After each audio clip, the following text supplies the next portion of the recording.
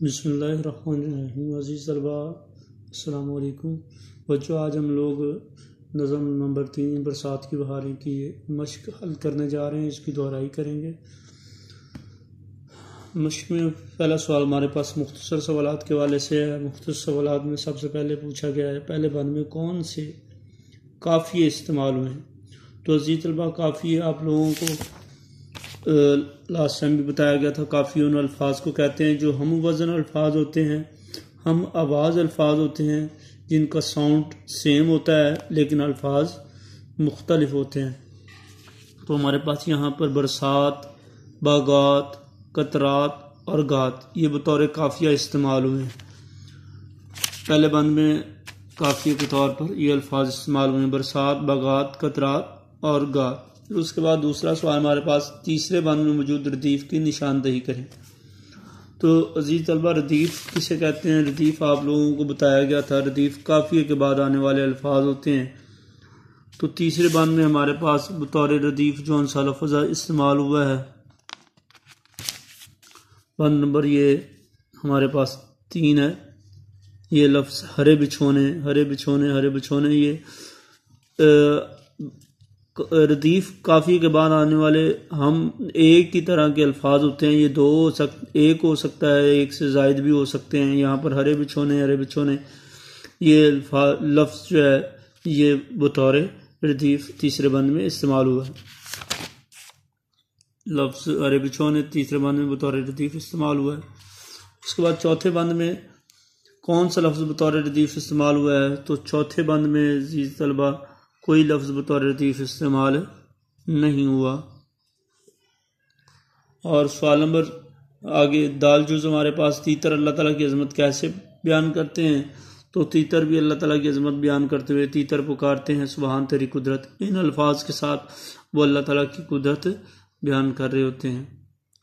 اس کے بعد سوال نمبر ہمارے پاس گلزار کے بھیگنے، جز ہے گلزار کے بھیگنے اور سبزے کے نہانے سے کیا مراد ہے؟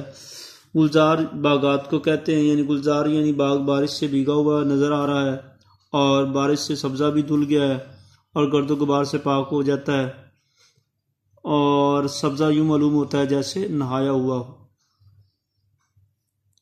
اس کے بعد سوال نمبر 2، شاعر نے نظم برسات کے بارے میں برسات کے جو مناظر بیان کیے ان کا خلاصہ اپنے الفاظ میں لکھیں۔ اس کا خلاصہ ہم لوگ دیکھیں گے۔ اور قدرت کے بچھ رہے ہیں ہر جہاں ہرے بچھونے سے شاعر کی کیا مراد ہے؟ سوال نمبر 3 ہمارے پاس بارش کے سبب ہر طرف ہری ہری گھاس اگ آتی ہے، یوں معلوم ہوتا ہے جیسے ہر طرف سبز گھاس کا فرش بچھ گیا ہو، یعنی ہر طرف سبزہ ہی سبزہ نظر آتا ہے۔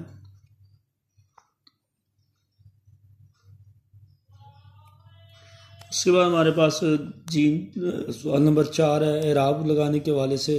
تو آپ کی آسانی کے لیے اعراب یہاں پر لگا دیے گئے ہیں الگ طور پر۔ برسات بے کے اوپر زبر ہے، رے ساکن ہے، سین کے اوپر زبر ہے، الف ہے، اس کے بعد تے ساکن ہے۔ آخری لفظ ہمیشہ اردو ادب میں ساکن ہوتا ہے۔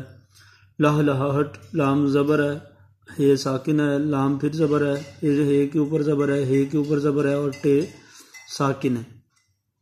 گلزار، غول زار، گاف کے اوپر پیش ہے، لام ساکن ہے، پھر آگے زبر ہے، پھر رے ساکن ہے۔ سبحان میں سین کے اوپر پیش ہے، بے ساکن ہے، اے کے اوپر زبر ہے، الف ہے، پھر نون ساکن ہے۔ جمجماہٹ، لفظ جمجماہٹ ہوتا ہے عزیز طلبہ، جیم کے اوپر زبر ہے، میم ساکن ہے، پھر جیم کے اوپر زبر ہے، پھر میم کے اوپر زبر ہے، ہے کے اوپر زبر ہے اور پھر ٹے ساکن ہے۔ اس کے بعد مذکر اور مؤنث الفاظ کی نشاندہی کریں۔ مذکر الفاظ ان میں عزیز طلبہ بادل ہے، سبزہ ہے، گلزار ہے، رنگ ہے، تیتر ہے۔ مؤنث الفاظ ہوا ہے، بہار ہے، برسات ہے، قدرت اور گٹا ہے۔ یہ مؤنث الفاظ۔ اس کے بعد ہمارے پاس سوال نمبر 6 کالم ملانے سے متعلق ہے۔ سبزہ،